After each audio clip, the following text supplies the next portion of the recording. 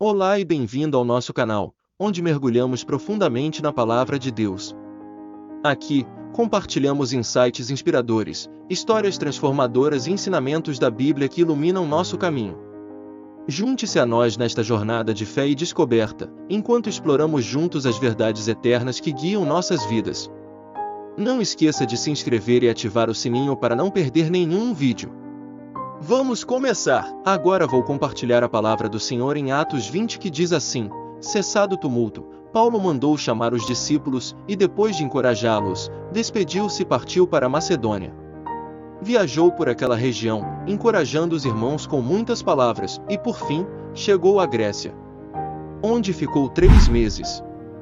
Quando estava a ponto de embarcar para a Síria, os judeus fizeram uma conspiração contra ele, por isso decidiu voltar pela Macedônia.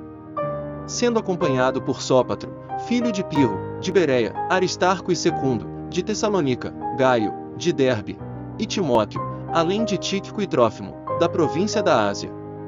Esses homens foram adiante e nos esperaram em Troade. Navegamos de Filipos, após a festa dos pães sem fermento, e 5 dias depois nos reunimos com os outros em Troade, onde ficamos 7 dias. No primeiro dia da semana reunimos-nos para partir o pão, e Paulo falou ao povo. Pretendendo partir no dia seguinte, continuou falando até a meia-noite.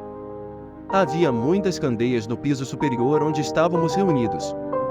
Um jovem chamado Eutico, que estava sentado numa janela, adormeceu profundamente durante o longo discurso de Paulo. Vencido pelo sono, caiu do 3º andar. Quando o levantaram, estava morto. Paulo desceu, inclinou-se sobre o rapaz e o abraçou, dizendo: Não fiquem alarmados. Ele está vivo. Então subiu novamente, partiu o pão e comeu.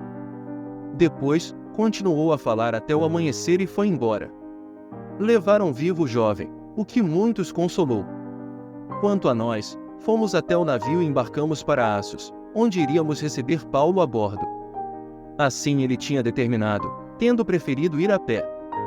Quando nos encontrou em Assos, nós o recebemos a bordo e prosseguimos até Mitilene. No dia seguinte navegamos dali e chegamos defronte de Quio. No outro dia atravessamos para Samos e um dia depois, chegamos a Mileto. Paulo tinha decidido não aportar em Éfeso, para não se demorar na província da Ásia, pois estava com pressa de chegar a Jerusalém, se possível antes do dia de Pentecoste. De Mileto, Paulo mandou chamar os presbíteros da igreja de Éfeso. Quando chegaram, ele lhes disse: Vocês sabem como vivi todo o tempo em que estive com vocês, desde o primeiro dia em que cheguei à província da Ásia. Servi ao Senhor com toda a humildade e com lágrimas, sendo severamente provado pelas conspirações dos judeus. Vocês sabem que não deixei de pregar-lhes nada que fosse proveitoso, mas ensinei-lhes tudo publicamente de casa em casa. Testifiquei, tanto a judeus como a gregos, que eles precisam converter-se a Deus com arrependimento e fé em nosso Senhor Jesus. Agora, compelido pelo Espírito, estou indo para Jerusalém, sem saber o que me acontecerá ali. Senão que, em todas as cidades, o Espírito Santo me avisa que prisões e sofrimentos me esperam. Todavia, não me importo, nem considero a minha vida de valor algum para mim mesmo, se tão somente puder terminar a corrida e completar o ministério que o Senhor Jesus me confiou, de testemunhar do Evangelho da graça de Deus. Agora sei que nenhum de vocês, entre os quais passei pregando o reino, verá novamente a minha face. Portanto, eu lhes declaro hoje que estou inocente do sangue de todos. Pois não deixei de proclamar-lhes toda a vontade de Deus. Cuidem de vocês mesmos e de todo o rebanho sobre o qual o Espírito Santo os colocou como bispos, para pastorearem a igreja de Deus, que ele comprou com o seu próprio sangue. Sei que, depois da minha partida, lobos ferozes penetrarão no meio de vocês e não pouparão o rebanho. E dentre vocês mesmos se levantarão homens que torcerão a verdade, a fim de atrair os discípulos. Por isso, vigiem. Lembrem-se de que durante 3 anos jamais cessei de advertir a cada um de vocês disso, noite e dia, com lágrimas. Agora, eu os entrego a Deus e à palavra da sua graça, que pode edificá-los e dar-lhes herança entre todos os que são santificados. Não cobicei a prata nem o ouro nem as roupas de ninguém. Vocês mesmos sabem que estas minhas mãos supriram minhas necessidades e as de meus companheiros. Em tudo o que fiz, mostrei-lhes que mediante trabalho árduo devemos ajudar os fracos, lembrando as palavras do próprio Senhor Jesus, que disse: há maior felicidade em dar do que em receber. Tendo dito isso, ajoelhou-se com todos eles e orou. Todos choraram muito e, abraçando-o, o beijavam. O que mais os entristeceu foi a declaração de que nunca mais viriam a sua face. Então o acompanharam. Depois de nos separarmos deles, embarcamos e navegamos diretamente para Cós. No dia seguinte fomos para Rhodes, e dali até Pátara. Encontrando um navio que ia fazer a travessia para a Fenícia, embarcamos nele e partimos. Depois de avistarmos Chipre e seguirmos rumo ao sul, navegamos para a Síria. Desembarcamos em Tiro, onde o nosso navio deveria deixar sua carga. Encontrando os discípulos dali, ficamos com eles 7 dias. Eles, pelo Espírito, recomendavam a Paulo que não fosse a Jerusalém. Mas quando terminou o nosso tempo ali, partimos e continuamos nossa viagem. Todos os discípulos, com suas mulheres e filhos, nos acompanharam até fora da cidade, e ali na praia nos ajoelhamos e oramos.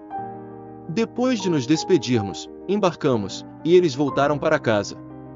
Demos prosseguimento à nossa viagem partindo de Tiro, e aportamos em Tolemaida, onde saudamos os irmãos e passamos um dia com eles. Partindo no dia seguinte, chegamos a Cesareia e ficamos na casa de Filipe, o evangelista, um dos 7. Ele tinha 4 filhas virgens, que profetizavam. Depois de passarmos ali vários dias, desceu da Judéia um profeta chamado Ágabo. Vindo ao nosso encontro, tomou o cinto de Paulo e, amarrando as suas próprias mãos e pés, disse: assim diz o Espírito Santo, desta maneira os judeus amarrarão o dono deste cinto em Jerusalém e o entregarão aos gentios. Quando ouvimos isso, nós e o povo dali rogamos a Paulo que não subisse para Jerusalém. Então Paulo respondeu: por que vocês estão chorando e partindo meu coração? Estou pronto não apenas para ser amarrado, mas também para morrer em Jerusalém pelo nome do Senhor Jesus. Como não pudemos dissuadi-lo, desistimos e dissemos: seja feita a vontade do Senhor. Depois disso, preparamo-nos e subimos para Jerusalém. Alguns dos discípulos de Cesareia nos acompanharam e nos levaram à casa de Mnason, onde devíamos ficar. Ele era natural de Chipre e um dos primeiros discípulos. Quando chegamos em Jerusalém, os irmãos nos receberam com alegria.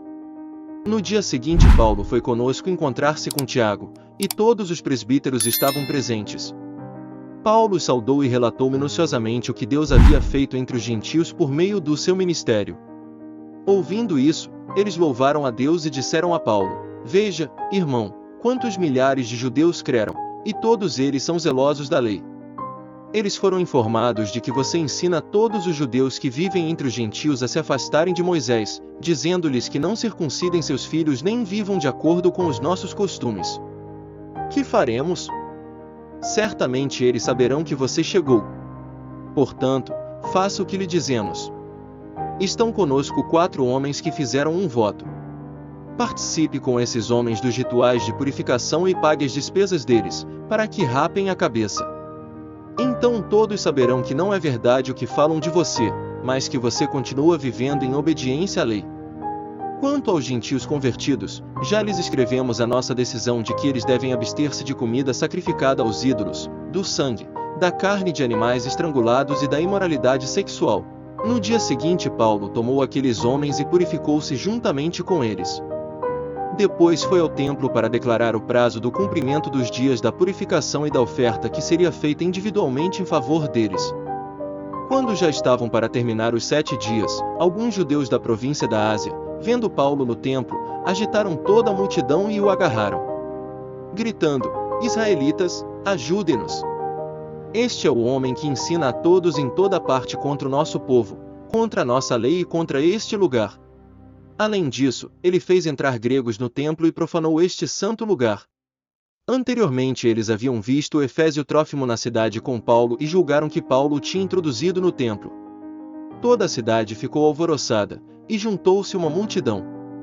Agarrando Paulo, arrastaram-no para fora do templo, e imediatamente as portas foram fechadas. Tentando eles matá-lo, chegaram notícias ao comandante das tropas romanas de que toda a cidade de Jerusalém estava em tumulto. Ele reuniu imediatamente alguns oficiais e soldados, e com eles correu para o meio da multidão. Quando viram o comandante e os seus soldados, pararam de espancar Paulo. O comandante chegou, prendeu-o e ordenou que ele fosse amarrado com 2 correntes. Então perguntou quem era ele e o que tinha feito. Alguns da multidão gritavam uma coisa, outros gritavam outra, não conseguindo saber ao certo o que havia acontecido. Por causa do tumulto, o comandante ordenou que Paulo fosse levado para a fortaleza.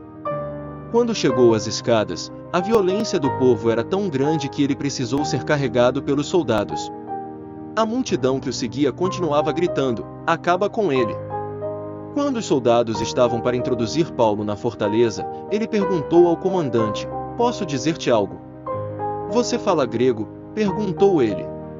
"Não é você o egípcio que iniciou uma revolta e há algum tempo levou 4.000 assassinos para o sobrescrito 3 deserto?" Paulo respondeu: "Sou judeu, cidadão de Tarso, cidade importante da Cilícia. Permite-me falar ao povo." Tendo recebido permissão do comandante, Paulo levantou-se na escadaria e fez sinal à multidão. Quando todos fizeram silêncio, dirigiu-se a eles em aramaico. Agora vou compartilhar o devocional de Kenneth Hagin que diz assim em 2 de março, Poder de vida. A morte e a vida estão no poder da língua, e aquele que a ama comerá do seu fruto. Provérbios 18:21. Não vou orar pelo seu filho, falei a uma viúva assustada, mãe de um moço de 15 anos de idade. Não surtirá efeito algum. Enquanto você continuar dizendo ao seu filho que ele jamais prestará para nada, você desfará a oração. Ela perguntou: "Foi o Senhor que lhe revelou isso?" Respondi: "Não. Simplesmente sei que as condições de vida que nós ou nossos filhos temos foram criadas por palavras." Ela indagou novamente: "O que deverei fazer?" "Ora, há algumas coisas que você deveria ter feito quando seu filho era mais jovem, mas agora ele está com 15 anos. Em primeiro lugar, cesse de importuná-lo com censuras quanto ao seu estado de alma. Segundo, em vez de ficar acordada de noite na cama, preocupando-se com ele, ore. Senhor, não sei onde ele está, mas onde quer que ele esteja, que possa estar cercado com fé e amor." A senhora andou cercando seu filho com dúvidas, medo e condenação. Então, diga: "Senhor, direi no que creio. Não creio que meu filho acabará indo parar em uma cadeia. Jamais direi a ele que não presta para nada. Creio que ele virá a servir para algo." Voltei à cidade onde aquela mulher morava 15 meses mais tarde. Resumindo essa história longa, ela veio até mim e confessou: "Foi difícil, mas fiz exatamente conforme o Senhor me aconselhou. Antes, meu filho estava totalmente ao dispor do diabo, mas agora ele é totalmente de Deus."